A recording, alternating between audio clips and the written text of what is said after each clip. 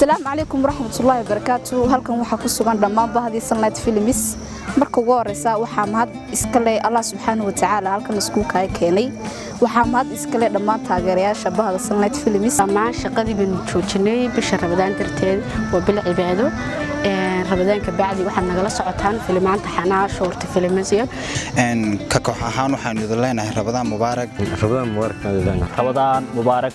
Ramadaan mubaarak. Ramadaan mubaarak. إلهي بشيء هنقول جالسيو بس شيء برواقه إنك عافمات قبنا يدك عافمات قبنا دمان يبغى نديك بورنا يا إن لايك يو شيرت يو كومنتي أنت بقى